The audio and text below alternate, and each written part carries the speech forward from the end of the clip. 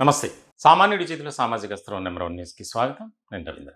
ఆంధ్రప్రదేశ్‌లో కూటమి ప్రభుత్వం అంటే అభివృద్ధి పరంగా గాని, సంక్షేమ పథకాలు అందించే విషయంలో కొన్ని వర్గాల ప్రజలకు మాత్రం సంతృప్తికరంగానే ఉన్నప్పటికీ, మరికొంతమంది ప్రధానంగా ఉపాధ్యాయ, ఉద్యోగ అలాగే పెన్షనర్లు తీవ్రమైనటువంటి అసంతృప్తిని వ్యక్తం చేస్తున్నారు. ఇక్కడ రాష్ట్రంలో అన్ని వర్గాలను సమానంగా చూడాల్సినటువంటి ప్రభుత్వం రాష్ట్రంలో ఏ ప్రభుత్వం అయినా ఉండొచ్చు. కానీ ఆ ఏదైతే పర్టిక్యులర్ గ్రూప్ ఉందో వారి వెల్ఫేర్ కోసం ఖచ్చితంగా ఆలోచన చేయాల్సింది. ఆర్థిక భారం పడుతుందని లేకపోతే రకరకాల కారణాలు చెప్పినప్పటికీ కనీసం వారికి ప్రాధాన్యత ఇచ్చే విధంగా ప్రభుత్వం ఒక ప్రణాళికను సిద్ధం చేసుకోవాలి. అలా చేసుకోవటంలో కూటమి ప్రభుత్వం విఫలమైందని ఖచ్చితంగా 100% చెప్పొచ్చు. ముఖ్యంగా ఏదైతే కూటమి ప్రభుత్వం అధికారంలోకి వచ్చి దాదాపుగా 2 ఏళ్ళు జూన్ వస్తే ఈ 2 ఏళ్లలో ప్రయాణంలో ఏ రకమైనటువంటి పథకాలు, అభివృద్ధి కార్యక్రమాలు చేస్తుందో మనం చూస్తూనే ఉన్నాం. కానీ ఉద్యోగులకు గాని, ఉపాధ్యాయులకు గాని, పెన్షనర్లకు ఇచ్చినటువంటి హామీలను ఏదైనా నిలబెట్టుకుందా? 2019 నుంచి 2024 వరకు రాష్ట్రంలో వైఎస్ఆర్‌సీపీ అధికారంలో ఉంది. జగన్మోహన్ రెడ్డి ముఖ్యమంత్రిగా ఉన్నారు. అలాంటి సందర్భంలో ఆయన అన్ని వర్గాల వారిని సమానంగా చూశాను, అందరికీ మంచే చేశాను అనుకున్నప్పటికీ ఉద్యోగులు తీవ్రమైనటువంటి వ్యతిరేకతతో ఏ రకమైనటువంటి ట్రీట్మెంట్ ఇచ్చారనేది మనం ప్రత్యక్షంగా చూసాం. ఇలాంటి సందర్భంలో కూటమి అధికారంలోకి రావటానికి విశ్వ ప్రయత్నాలు చేసింది. దానిలో భాగంగా ఉపాధ్యాయ, ఉద్యోగ అలాగే పెన్షనర్ల వర్గాలను దగ్గరికి చేర్చుకుంది. 5 ఏళ్ల పాటు విధ్వంసకరమైనటువంటి పరిపాలన సాగించినటువంటి జగన్మోహన్ రెడ్డికి మీరు చెక్ పెడితే, మేము అధికారంలోకి రాగానే మీ సమస్యలన్నిటినీ పరిష్కరించడానికి మేము పక్కా ప్రణాళికతో హై ప్రయారిటీగా తీసుకొని మీకు మంచి చేస్తాం అని చెప్పింది. మరి ఆ మాటను నిలబెట్టుకున్నారా అంటే నిలబెట్టుకోలేదు.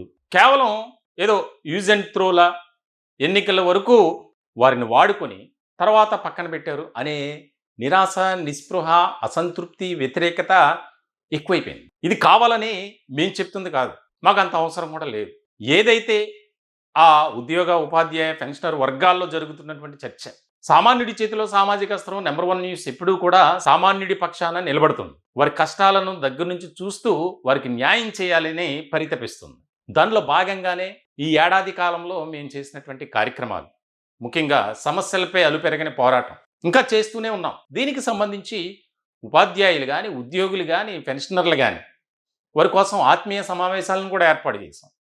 రాష్ట్రంలో కాంట్రాక్ట్ ఎంప్లాయీస్, అవుట్సోర్సింగ్ ఎంప్లాయీస్ పడుతున్నటువంటి ఇబ్బందికరమైనటువంటి పరిస్థితులను కూడా ఎలివేట్ చేయటం, ప్రభుత్వం దృష్టికి తీసుకువెళ్ళటం కూడా చేశాం.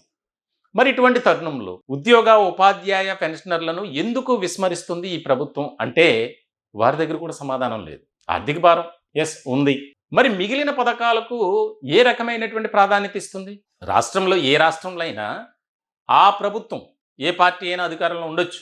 రాష్ట్ర ప్రభుత్వంలో ఉన్నటువంటి ఎవరైతే పాలకులు ఉన్నారో వారు ప్రజలకు అందించేటువంటి సంక్షేమ పథకాలు కానీ, అభివృద్ధి కార్యక్రమాలు కానీ అవి సజావుగా సక్రమమైనటువంటి రీతిలో వెళ్ళాలి అంటే ఖచ్చితంగా ప్రభుత్వ ఉద్యోగుల పాత్ర, ఉపాధ్యాయుల పాత్ర చాలా కీలకం. ఏ సర్వే అయినా సరే ఉపాధ్యాయులు, ఏదైనా సరే ఇక ఆ 2 వర్గాల్లో ఎంతో కీలకమైనటువంటి భూమిక పోషిస్తున్నాయి. మరి అటువంటి వారిని పక్కన పెడితే ఎట్లా?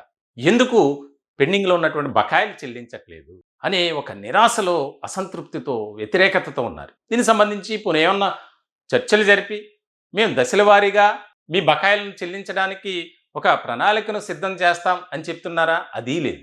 పక్క రాష్ట్రం తెలంగాణలో ఏ రకమైనటువంటి విధానం ఉంది? పెండింగ్లో ఉన్నటువంటి బకాయిలు చెల్లింపు కొరకు వారు చేస్తున్నటువంటి ఒక యాక్షన్ ప్లాన్ ప్రతి నెల దాదాపుగా 700 కోట్ల రూపాయలను పక్కన పెడుతుంది వారి బకాయిల చెల్లింపులు. అలా చేస్తుంటే కొన్ని నెలలకు అది క్లియర్ అవుతుంది. మేము ఒక్కసారి కూడా విడుదల చేయమనట్లా, మా బకాయిలు చెల్లించండి అనట్లా. పక్క రాష్ట్రాన్ని చూసైనా అలానైనా చేయండి అని మేము వేడుకుంటున్నా కనీసం ముందుకు రావట్లేదు. దీనికి సంబంధించి ఉద్యోగ సంఘ నేతలపై కూడా తీవ్రమైనటువంటి వ్యతిరేకత వచ్చినటువంటి తరుణంలో త్వరలోనే ఒక జేఏసీ ఏర్పడుతుంది. కీలకమైనటువంటి అప్డేట్. ఆ జేఏసీ, జాయింట్ యాక్షన్ కమిటీ చాలా ఉన్నాయి. ఒక్కొక్క యూనియన్లో, అసోసియేషన్లో చాలామంది కీలకమైనటువంటి నాయకులు ఉన్నారు. కొన్ని సామాజిక పరంగా ఉన్నాయి, అలాగే కొన్ని వారి యొక్క విభాగాలను ఆధారంగా చేసుకొని పెట్టినవి ఉన్నాయి. కానీ దాదాపుగా మెయిన్ స్ట్రీమ్ లైన్‌లో ఉన్నవి 12 దాకా ఉన్నాయి. అందరూ కూడా కలిసి ఒక ఏకతాటిపైకి రావాలి అనే ఆలోచనతో ఉన్నారట. గతంలో బీఆర్టీఎస్ రోడ్‌లో జరిగినటువంటి ధర్నా అంతకు మించి చేయాలి. ప్రభుత్వం దిగి రావట్లేదు. ప్రభుత్వం మన సమస్యలపై ఒక ఆలోచన చేయట్లేదు కాబట్టి దానికి సంబంధించి మనం ఏ విధంగా ముందుకు వెళ్ళాలి అనే సమాలోచనలు జరుగుతున్నాయి. ఇప్పటికే ఫ్యాప్టో ఉపాధ్యాయ సంఘాలన్నీ ఏకమయ్యాయి. వారు కూడా గతంలో కార్యక్రమాలు నిర్వహించారు. ఇప్పుడు ఉద్యోగ సంఘాలు మిగిలినటువంటి కీలకంగా ఉన్నటువంటి ఉద్యోగ సంఘ నేతలు కూడా అందరూ ఏకమై ఒక ఆలోచన చేసి దీనికి సంబంధించి ఏ విధంగా మనం ముందుకు వెళ్ళాలి, ఎట్లా అయితే మనం ఈ యొక్క ప్రభుత్వంపై ఒత్తిడి తీసుకురావాలి, తద్వారా మన బకాయిల చెల్లింపులో మనం సక్సెస్ అవుతాం. వాస్తవంగా వారు పడుతున్నటువంటి నరకయాతన. సరే, ఉద్యోగులంటే ఇప్పుడు ఫోర్స్లో ఉన్నారు కాబట్టి వారికి ఎక్కడో చోట జీతం వస్తుంది, అలాగే దానికి సంబంధించి ఎక్కడో చోట అప్పు పుడుతుంది. కానీ రిటైర్డ్ ఎంప్లాయీస్ పరిస్థితి నరక యాతన అనుభవిస్తున్నారు. వారు ఎవరికి చెప్పుకోలేక వారికి రావాల్సినటువంటి బకాయిల విషయంలో ఈ మధ్య కోర్టులో కూడా వేసినటువంటి సందర్భంలో రాష్ట్ర హైకోర్టు ఒక చాలా క్లియర్ కట్గా చెప్పింది, బకాయిలు చెల్లించాలి అని. మరి ఇటువంటి తరుణంలో వీరంతా ఏకమై ప్రభుత్వంపై ఒత్తిడి తీసుకొస్తే కనీసం మన బకాయిలు చెల్లించడానికి ప్రభుత్వం దిగి వస్తుంది అనే ఒక ఆలోచనతో ఉన్నారు. దీనికి సంబంధించి ముఖ్యంగా అందరూ కూడా యూనియన్ అసోసియేషన్ నేతలు ఇప్పటికే చాలా సందర్భాల్లో సమావేశాలు, మీటింగ్లు ఏర్పాటు చేశారు, చర్చలు జరిగాయి. దీనికి సంబంధించి పిఆర్టీయు నాయకులైతే దీనికి సంబంధించి అంటే ప్రోగ్రెసివ్ రికగ్నైజ్డ్ టీచర్స్ యూనియన్, ఉపాధ్యాయ వర్గానికి సంబంధించి ఒక ప్రధానమైనటువంటి యూనియన్, వారైతే సమ్మె నోటీస్ ఇచ్చేశారు. ఏప్రిల్ 2 డెడ్ లైన్ పెట్టారు. 2వ తేదీలోపు వీటిపై ఒక క్లారిటీ ఇవ్వాలి, లేదంటే ఏప్రిల్ 25వ తేదీన మహాధర్నా చేస్తాం. దానికి సంబంధించి ఇప్పుడు అందరూ కూడా ఏకమై దాదాపుగా అదే రోజు ఒక భారీ ఎత్తున ఆందోళన కార్యక్రమం నిర్వహించాలని ఆలోచన చేస్తున్నట్లు మనకు తెలుస్తుంది. దీనికి సంబంధించి అంటే ఓవరాల్గా ప్రభుత్వం ఎందుకు ఈ విధంగా ఆలోచన చేస్తుంది, ఉద్యోగుల నెక్స్ట్ స్టెప్ ఏంటి అనే దాని మీద ఫ్యాప్టో చైర్మన్ లంకలపల్లి సాయి శ్రీనివాస్ గారితో మాట్లాడే ప్రయత్నం చేద్దాం. దానికి సంబంధించి ఏ విధంగా ఉండబోతుంది, ప్రభుత్వంపై ఎలా ఒత్తిడి తీసుకొస్తున్నారు, వారి కార్యాచరణ గురించి తెలుసుకునే ప్రయత్నం చేద్దాం. సార్ నమస్తే, సాయి శ్రీనివాస్ గారు. నమస్తే అన్న. సార్, ఇప్పుడు ఏదైతే కూటమి ప్రభుత్వం మంచి చేస్తుందని భావించారు, ఉగాది పండుగ కూడా వెళ్ళిపోయింది, ఒక జాయింట్ యాక్షన్ కమిటీగా ఒక ఫామ్ చేసి రాష్ట్ర వ్యాప్తంగా ఉన్నటువంటి ఉద్యోగులు, ఉపాధ్యాయులు అందరినీ ఏకతాటిపైకి తీసుకొచ్చే ప్రయత్నం జరుగుతున్నట్లు తెలుస్తుంది. అవునా సార్ అది? అంటే వాస్తవంగా జేఏసీ ఆధ్వర్యంలో చేయాలనే ఉద్దేశంతో ఇప్పటికే మనం గ్రౌండ్ లెవెల్లో, జిల్లా లెవెల్లో ఈ జేఏసీ ఏర్పాట్లు అయిపోయినాయి. ఇప్పుడు తాలూకా లెవెల్లో కూడా జరుగుతా ఉన్నాయి. తాలూకా లెవెల్ కూడా ఈ వారం 10 రోజుల్లో మొత్తం క్లోజ్ చేసి అప్పుడు జేఏసీ మీటింగ్ ద్వారా మనం డిమాండ్ ని పంపుదామని చెప్పి ఆలోచనలో ఉన్నాము. అయితే లోపు వ్యాప్త సంఘాలుగా రాత్రి మేము ఒక జూమ్ మీటింగ్ అయింది మాకు రాష్ట్ర స్థాయిలో. త్వరలోనే దీని మీద కూడా ఒక యాక్షన్ ప్లాన్ తయారు చేసుకోవాలి. ఇప్పటికే చాలా ఇబ్బంది ఉంది. కొత్త విద్యా సంవత్సరం స్టార్ట్ అవ్వకపోతే ఈ బోధనాంతర అంశాలు కానివ్వండి, తర్వాత మాకు పెండింగ్ లో ఉన్నటువంటి బకాయిల అంశం, 12వ బీఆర్టీ అంశం కానివ్వండి, అలాగే మాకు ఇంకా ఎప్పటి నుంచో పెండింగ్ లో కారుణ్య ఒక 6 సంవత్సరాలు అయింది. మా ఉపాధ్యాయులు కరోనాలో చనిపోయి వాళ్ళ పిల్లలకి సుమారు ఇంకా 900 మంది ఉన్నారు. వాళ్ళ కుటుంబాలకి న్యాయం చేయడంలో అలసత్వం కానివ్వండి, అన్నిటి మీద కూడా ఒక యాక్షన్ ప్లాన్ తయారు చేసుకుని మేము కూడా ఉపాధ్యాయ సంఘాలుగా ఈ పోరాటం సిద్ధం అవ్వాలని చెప్పి రాత్రి నిర్ణయించుకున్నాం. త్వరలోనే ఒక ఫిజికల్ మీటింగ్ వేసుకుని ఒక కార్యాచరణ ప్రకటించాలని ఆలోచనతో ఉన్నాం. సరే, ఇప్పుడు ఉన్నటువంటి ఉద్యోగ సంఘాలు మిగిలినవి కూడా అందరినీ మీరు ఒక ఏకతాటిపైకి వచ్చి ఒక ఐక్య ఉద్యమాన్ని ఏమన్నా చేసే ఆలోచన ఉందా సార్?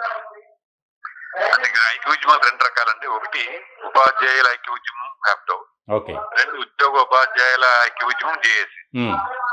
ఈ రెండు వైపుల నుంచి కూడా ప్రయత్నాలు జరుగుతూ ఉన్నాయి. 2 ఉద్యమాలు కూడా చేయాలన్న ఉద్దేశంలో ఈ రోజు ఉపాధ్యాయ వర్గం అంతా ఉంది. సరే, ఇప్పుడు ఎందుకు కూటమి ప్రభుత్వం ఉద్యోగులు కానీ, ఉపాధ్యాయులు, పెన్షనర్ల విషయంలో ఒక నిర్లక్ష్య ధోరణి ఉందంటే మీరేం చెప్తారు? ఏంటంటే కూటమి ప్రభుత్వం ఉపాధ్యాయ వర్గానికి సంబంధించి కానీ, ఉద్యోగ వర్గానికి సంబంధించి కానీ, పెన్షనర్ల వర్గానికి సంబంధించి కానీ ఎందుకు ఉపాధ్యాయ వర్గం, ఉద్యోగ వర్గాన్ని టాప్ ప్రయారిటీలో చూడమని మేము అనం, కానీ కనీస ప్రయారిటీ అని ఇవ్వాలనుకుంటున్నాం. ఇప్పుడు వారు ప్రజా సంక్షేమ కార్యక్రమాలు సూపర్ సిక్స్ అని చెప్పి వారు ఏది మిస్ అవ్వకుండా చక్కగా తీసుకెళ్తా ఉన్నారు. అట్ ది సేమ్ టైం ఉపాధ్యాయ ఉద్యోగ వర్గానికి 1వ తారీఖు జీతం ఇవ్వడం తప్ప, 1 ప్రకటించడం తప్ప, ఈ 2 తప్ప ఏది కూడా మిగతా ఏది కూడా ఉపాధ్యాయ ఉద్యోగ వర్గాన్ని చూడడం కారణంగానే ఈ రోజు చాలా అసంతృప్తి అయితే గ్రౌండ్ లెవెల్లో ఉంది. ఉమ్, అదే విషయాన్ని పలుమార్లు మా విద్యాశాఖ మంత్రికి కానీ వివిధ మంత్రులకు కానీ ప్రజాప్రతినిధులకు కానీ పలు సందర్భాలు మేము తెలియజేస్తా వస్తున్నాం. ఉమ్, ఇంకా అనివార్యమైన పరిస్థితుల్లోనే ఈ రోజు ఉద్యమాన్ని ముందుకెళ్లాల్సి వస్తుంది. Okay okay sir. Right, thank you sir. Okay sir, thank you.